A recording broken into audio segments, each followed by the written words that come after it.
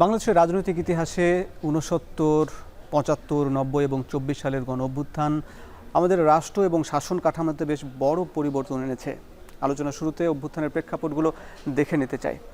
পাকিস্তান শাসন আমলে পাকিস্তানি স্বৈর শাসকদের বা পাকিস্তানি শাসক গোষ্ঠীর বিরুদ্ধে বাংলাদেশের মানুষ তৎকালীন পূর্ব পাকিস্তান তথা বাংলাদেশের রাজনৈতিক, অর্থনৈতিক, সাংস্কৃতিক চরম বৈষম্য হয়। শেখ মুজিবুর রহমান ১৯৬৬ সালে ৬ দফা দাবি উত্থাপন করেন এবং ১৯৬৯ সালের জানুয়ারি থেকে ছাত্র সমাজের নেতৃত্বে ১১ দফা আন্দোলন শুরু হয়। ২০ জানুয়ারি আসাদ নামের এক ছাত্রকে পুলিশ হত্যা করলে উত্তেজনা ছড়িয়ে পড়ে। ফেব্রুয়ারিতে সারা দেশে গণবিক্ষোভ হয়। মার্চে প্রেসিডেন্ট আইয়ুব খান পদত্যাগ করেন এবং ইয়াহিয়া খানের হাতে ক্ষমতা তুলে দেন। এরপরেই হয় সেই মুক্তিযুদ্ধের প্রেক্ষাপট। মুক্তিযুদ্ধ আসে, বাংলাদেশের মানুষ এই ১৯৭০ সালে যে নির্বাচন দেয়া হয় এবং সেখানে আওয়ামী লীগ বিপুল ভোটে বিজয়ী হয়। কিন্তু সেই নির্বাচনে আমরা দেখেছি যে আওয়ামী লীগ নিরঙ্কুশ সংখ্যাগরিষ্ঠতা পাওয়ার পরেও পশ্চিম পাকিস্তান ক্ষমতা হস্তান্তরে অস্বীকৃতি জানায়। ৭১ সালের ২৫ মার্চ রাতে পাকিস্তানি সেনাবাহিনী অপারেশন সার্চলাইটের নামে গণহত্যা শুরু হয় স্বাধীনতা যুদ্ধ। ৯ মাসের রক্তক্ষয়ী যুদ্ধ শেষে ১৬ ডিসেম্বর বাংলাদেশ স্বাধীনতা অর্জন করে।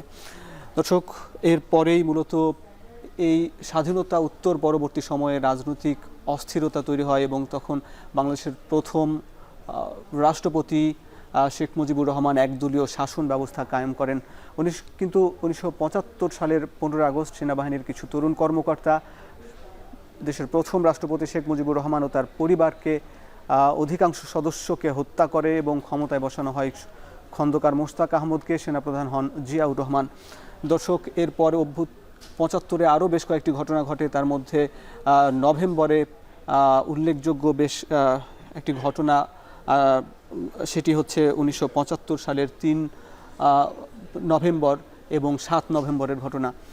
দর্শক, ৩ নভেম্বর আমরা যদি দেখি যে ৩ নভেম্বর মূলত জেনারেল খালেদ মোশাররফের ক্ষমতা দখল করেন এবং ৭ নভেম্বর সিপাহী জনতার অভ্যুত্থানে জিয়াউর রহমান মুক্ত হন এবং জিয়াউর রহমান তখন কারাবন্দী ছিলেন এবং কর্নেল তাহের এবং বামপন্থী দলগুলোর সহায়তায় জিয়াউর রহমান মুক্ত হয়ে ফিরে আসেন। এরপর তিনি ধীরে ধীরে সামরিক রাষ্ট্রনায়ক থেকে রাজনৈতিক নেতা হিসাবে আত্মপ্রকাশ করেন এবং বিএনপি গঠন করেন। দর্শক, জিয়াউর রহমানের হত্যার পরেই মূলত সেনাপ্রধান হুসেইন মোহাম্মদ এরশাদ সামরিক শাসন জারি করে এবং রাষ্ট্রপতি আব্দুস সাত্তারকে সরিয়ে রাষ্ট্র ক্ষমতা গ্রহণ করেন।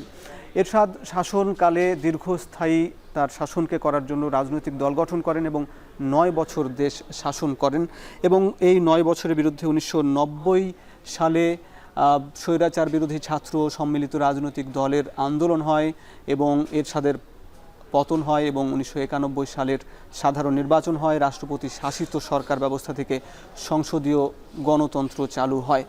বাংলাদেশের এটি মূলত গণতন্ত্রের একটি উত্থান এবং তারপর থেকে নির্বাচন হয়ে আসছে এবং আমরা দেখেছি এরপরে যদি আমরা দেখি ২০২৪ সালেও আরও একটি গণ অভ্যুত্থান হয়েছে। দর্শক নিশ্চয়ই জানেন, সেটি ঠিক ১ বছর আগে কোটা সংস্কার আন্দোলনের দাবিতে শিক্ষার্থীরা যখন রাস্তায় নামে তখন দমনপীড়ন করে, হত্যাযজ্ঞ চালায় আওয়ামী লীগ সরকার এবং ছাত্র জনতার তীব্র আন্দোলনে শেখ হাসিনা দেশ ত্যাগ করেন, ভারতে পালিয়ে যান এবং সাংবিধানিক সংকট তৈরি হয়। তারপরই গঠিত হয় অন্তর্বর্তী সরকার।